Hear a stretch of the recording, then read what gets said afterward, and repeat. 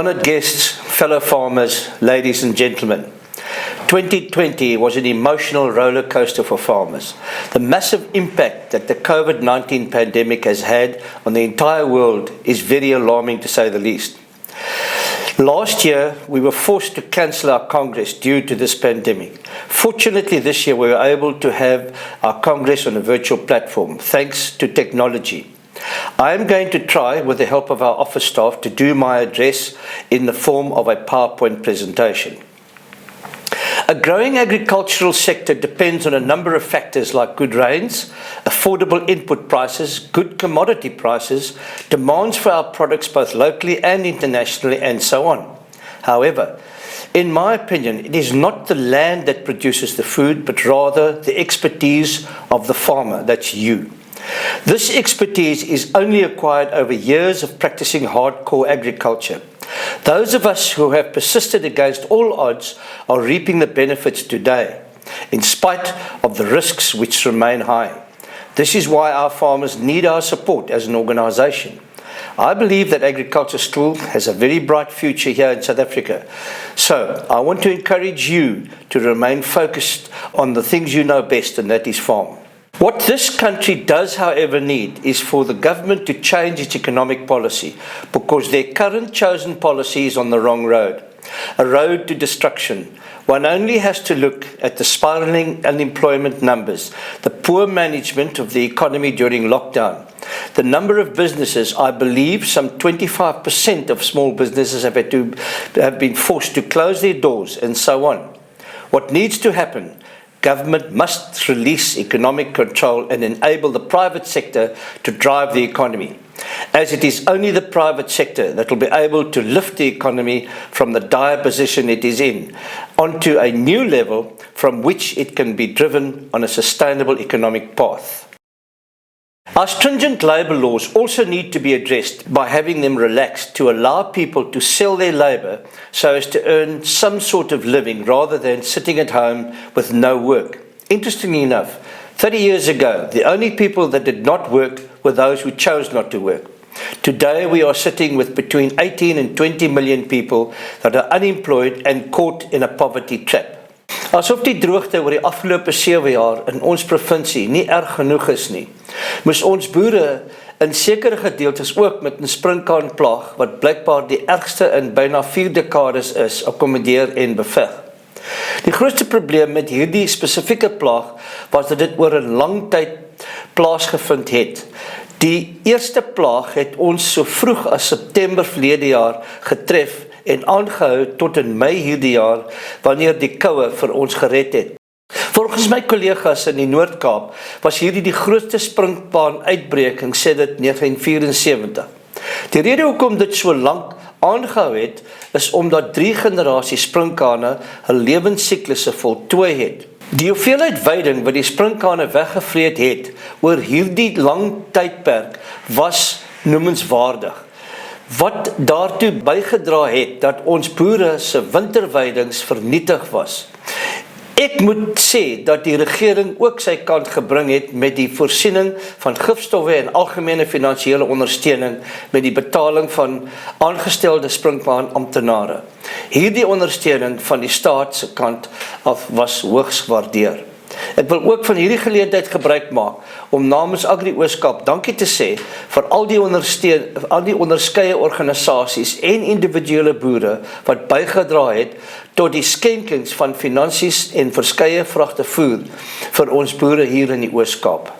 South Africa watched in disbelief as violence, looting with impunity and lawlessness engulfed communities during the recent unrest in parts of our country. While state security services were found wanting, police services were left hopeless and powerless. The state president publicly admitted that the government was unprepared and caught offsides with the whole state of lawlessness about a month ago. By implication, there appears to be a leadership vacuum in all the important governmental departments in this country. People in leadership positions are there only because of political connections, not because they have a core skill to do the job. The same goes for the bloated civil service they command, with too many generals all unable to plan for and procure the stuff that's really needed in the time of a real crisis. While we are living in profoundly uncertain times, it was encouraging to see that the vibrancy of civil society was clearly demonstrated during the recent unrest. We witnessed groups of ordinary citizens rapidly and in an orderly manner forming themselves into militia. We will now see the dawn of a new era, where those civil groups become better organized than the government, which has clearly failed. The ruling party has simply lost control. The civil service is so dysfunctional as to be a liability now, easily bypassed by an increasingly confident and effective civil society. The consequences of the governing party's narrow ideological objectives are now with us and threaten the entire country. It is now more than ever before that the country is needing competent leaders to guide its citizens through these tough times, back to leading a normal life. Some of our citizens are even predicting that we are on our way to becoming a failed state because of the recent unrest in parts of the country. And this, in their opinion, is tantamount to the knockout blow to an already COVID-19 pummeled economy. This means that we as South Africans need to turn things around while we still can, as we simply cannot surrender our economy. Agriculture can certainly play a vital role here. No country in the world wants a shortage of food. However, political upheavals will create food insecurity. This is what was witnessed in KwaZulu-Natal a month ago, where the political upheaval was so severe that no food could be delivered into that province. Agri SA is using its influence in trying to assist the government with its tasks and is calling for increased protection for the farming community to allow farmers to do their jobs without interruptions, as the unrest has cost the agricultural sector millions of rands. Ons weet dat die grondhervormingsbeleid wat ons regering probeer implementeer het, tot op datum nog nie die resultate gelewer het wat voorgesien is nie.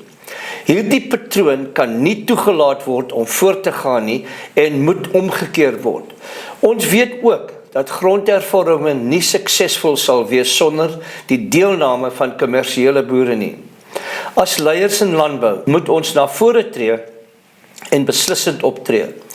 Ons moet geleenthede skep om leiding te neem en dit vir nuwe boere moontlik maak om te begin boer. Daar is al genoeg oor hierdie onderwerp met ons boere gedeel.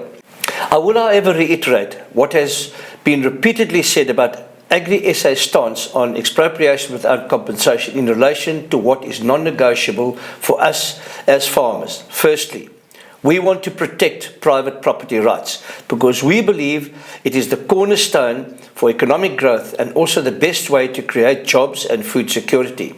The property clause is not an impediment to land reform. Secondly, we will agree to land reform if it can be done in an economically viable manner. Thirdly, we believe that the cost of acquiring land is a national issue and not the responsibility of primary agriculture alone. And lastly, before purchasing more land, we believe the government must first turn the current unproductive land back into production with the help of commercial farmers who have the intellectual capital. Interestingly enough, the ANC's attempt to amend the constitution to allow for land to be expropriated without compensation is lying in tatters following the collapse of the party's negotiations with the EFF, said Roland Lomola, who is leading the ANC's delegation in talks between the ANC and the EFF.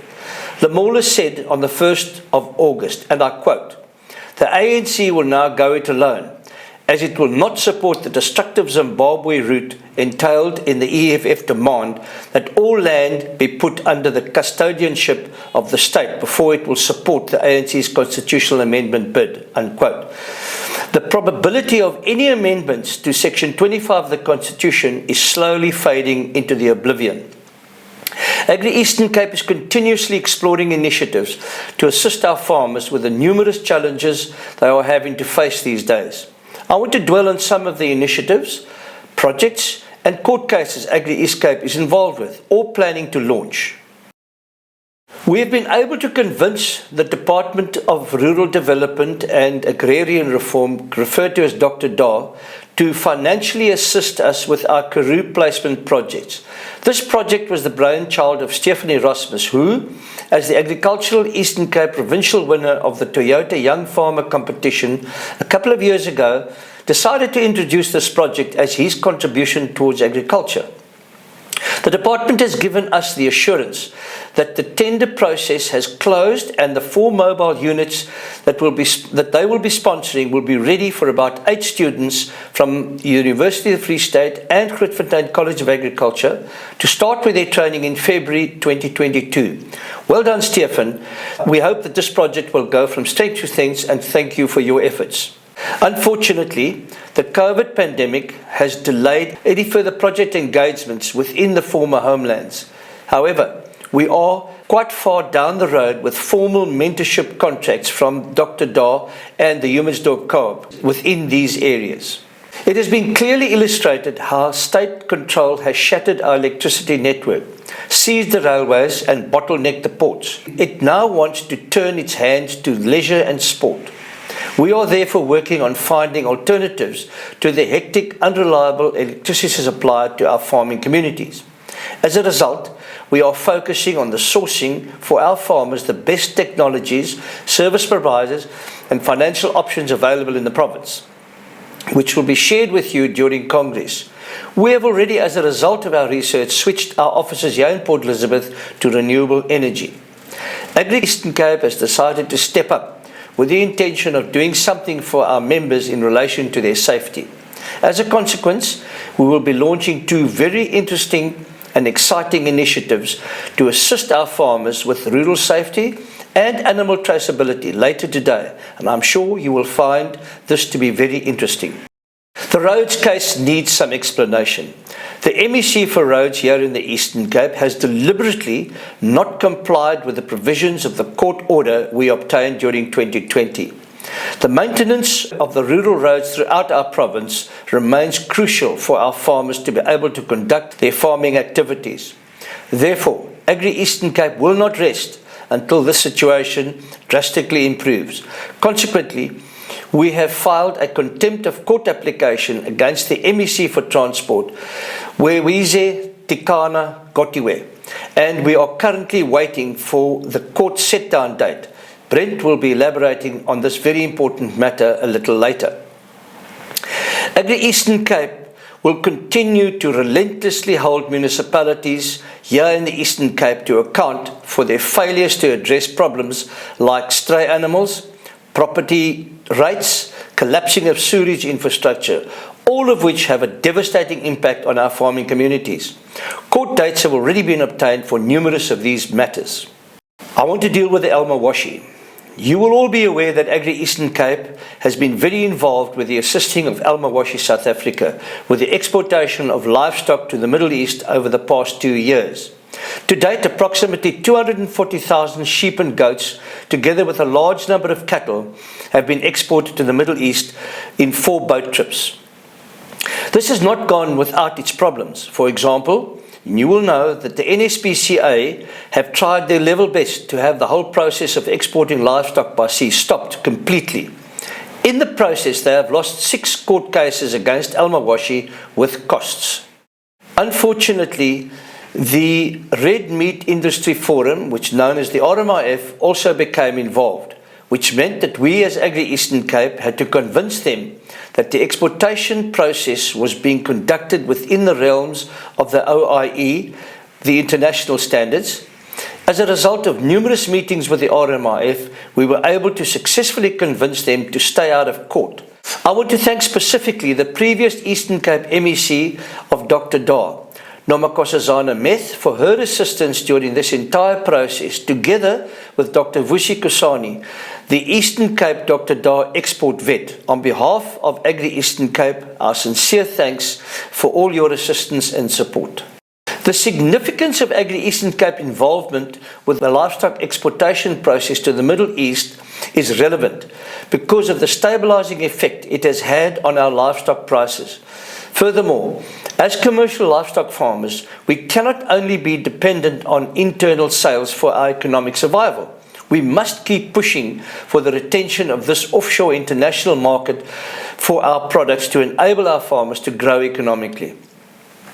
We have discussed with you on numerous occasions during the past year that we have been working on changing our Agri Eastern Cape structures from being a voluntary organisation to that of becoming a non-profit company. This very important matter is on the agenda for Congress today for further debate and hopefully to reach finality. We are also pleased to announce that we have created a corporate chamber within our ranks, and the interest shown by the agricultural secondary industry has been very encouraging. This very important move will be revealed later during Congress. I want to deal with staff matters. I want to briefly talk about our office staff. Firstly, Mrs. Charlene Matthews went on early retirement last year in September. She spent 15 long years providing a dedicated service to Agri Eastern Cape. For this, we want to thank you, Charlene. In her place, we appointed Brent McNamara as our new CEO with an instruction that he must employ his staff so as to provide our members of Agri Eastern Cape with an effective and professional service. Well, has he not been very successful in doing exactly that? He appointed 3 new staff members in Megan Maritz, Jason Koom and Gunther Pretorius. Together with the old staff, he and his team have certainly provided service, in my opinion, of exceptional quality to our members. The COVID pandemic did not deter their activities, in spite of the fact that most of them actually contracted the disease. Brent, to you and your entire team, we as farmers owe you a deep debt of gratitude. It has been nothing other than a huge pleasure working with you. Thank you. Ek wil aan ons raadslede baie dankie sê vir al julle wonderlike loyale ondersteuning tydens die afgelope klompie jare. Tesame met die toegewyde manier wat julle die organisasie gedien het. Ek wil spesifiek vir ons kollegas wat nou besluit het om klaar te maak, by name Petrus, Gili en Roelie, baie dankie sê vir die wonderlike jare wat julle vir ons organisasie gegee het. En die onselfsugtige manier wat julle boereverenigings gedien het namens Agri Oos-Kaap. Die feit dat al 3 van julle raadslede meer as 10 jaar elk van julle tyd afgestaan het vir georganiseerde landbou word hoogs waardeer. Namens Agri Oos-Kaap sê ek baie dankie vir julle.